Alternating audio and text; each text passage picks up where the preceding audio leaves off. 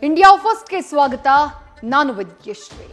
ಚಾಮುಂಡಿ ಬೆಟ್ಟ ಹಿಂದೂಗಳ ಸ್ವತ್ತಲ್ವಾ, ಮತ್ಯಾರ ಸ್ವತ್ತು ಅಂತ ಡಿಕೆಶಿಗೆ ಕೇಸರಿ ಪಡೆ ಪಟ್ಟು ಹಿಡಿದು ಪ್ರಶ್ನೆ ಕೇಳ್ತಾ ಇದೆ. ಬಾನು ಮುಷ್ತಾಕ್ರ ಆಯ್ಕೆಯನ್ನ ಸಮರ್ಥಿಸೋಕೆ ಹೋಗಿ ಡಿಕೆ ಹೊತ್ತಿಸಿದಂಥ ವಿವಾದಕ್ಕೆ ಕಮಲ ಪಡೆ ವಾಗ್ಯುದ್ಧವನ್ನೇ ಮಾಡಿದೆ.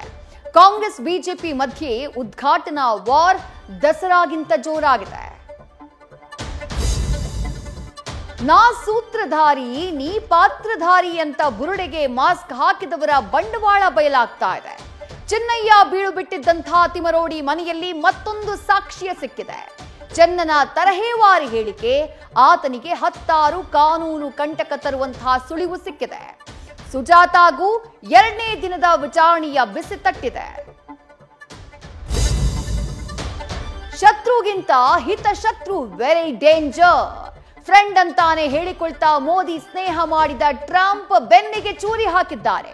ಇವತ್ತಿನಿಂದ ಭಾರತದ ಉತ್ಪನ್ನಗಳಿಗೆ ಅಮೆರಿಕ 50% ತೆರಿಗೆ ಹಾಕ್ತಾ ಇದೆ.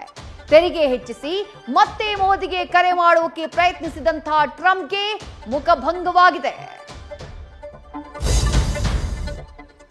ಉತ್ತರದಲ್ಲಿ ಮೇಘರಾಜನ ಮರ್ದನ ಜೋರಾಗಿದೆ. ಜಲಾಸುರನ ರಣಾರ್ಭಟಕ್ಕೆ ಜಮ್ಮು ಕಾಶ್ಮೀರ ತತ್ತರಿಸಿ ಹೋಗಿದೆ. ವೈಷ್ಣೋದೇವಿ ಮಾರ್ಗದಲ್ಲಿ ಭೂಕುಸಿತ ಸಂಭವಿಸಿ 31 ಮಂದಿ ದುರಂತ ಅಂತ್ಯವನ್ನ ಕಂಡಿದ್ದಾರೆ. ಹಿಮಾಚಲ ಪ್ರದೇಶ, ಪಂಜಾಬ್ ಮತ್ತು ರಾಜಸ್ಥಾನದಲ್ಲೂ ವರುಣನ ರೌದ್ರ ನರ್ತನ ಹೆಚ್ಚಾಗಿದೆ. ಬಿದ್ದಾಗ ಕನಕದುರ್ಗಮ್ಮನ ಕಾಲ್ ಹಿಡಿದು ಎದ್ದಾಗ ದೇವಿಯನ್ನ ಮರೆತಿದ್ದೇ ದರ್ಶನ್ಗೆ ಕಂಟಕವಾಯ್ತಾ? ದಾಸ ಜೈಲಲ್ಲಿದ್ದಾಗ ಕನಕದುರ್ಗಮ್ಮಗೆ ವಿಜಯಲಕ್ಷ್ಮಿ ಹರಕೆಯನ್ನ ಹೊತ್ತಿದ್ರಂತೆ.